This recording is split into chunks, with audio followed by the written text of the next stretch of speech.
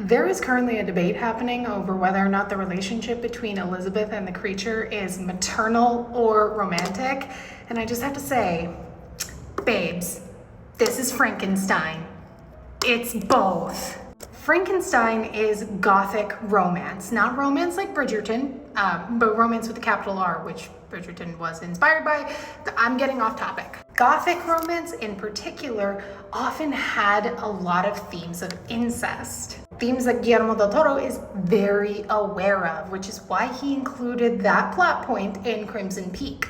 Spoilers, I guess, for Crimson Peak, but the movie's been out over 10 years. If you haven't seen it yet, that's your problem. These themes of incest were often used to comment on the patriarchy. It is seen, depending on who you read it with, both as a way that men dominate and control women and their futures, or a deliberate choice made by women in order to pollute the patriarchy and take back control. Much of the novel Frankenstein by Mary Shelley is commenting on the patriarchy and the dangers of the patriarchy, how it harms us, both men and women, and will eventually lead to our downfall. And in the 1831 version of Frankenstein, Mary Shelley very much highlighted these themes in comparing Elizabeth to Victor's mother.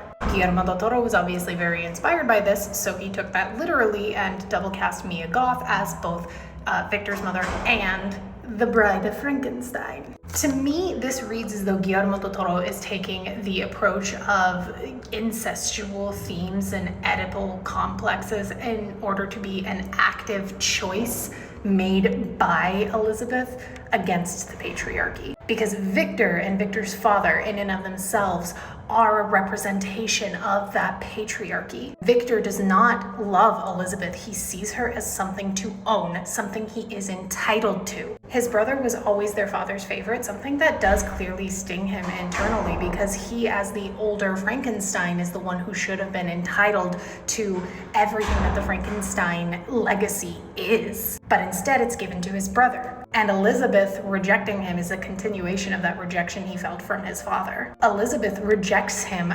because he represents the patriarchy. She is shown throughout this entire film to have no real autonomous choices to herself, the same way Mary Shelley felt for most of her life. And she does feel a sense of motherly affection towards the creature. We see that in their first interactions. But it is on her wedding night, in that final moment, that she makes the active choice to forever deny Victor what he feels entitled to, which is why she steps in front of the bullet for the creature.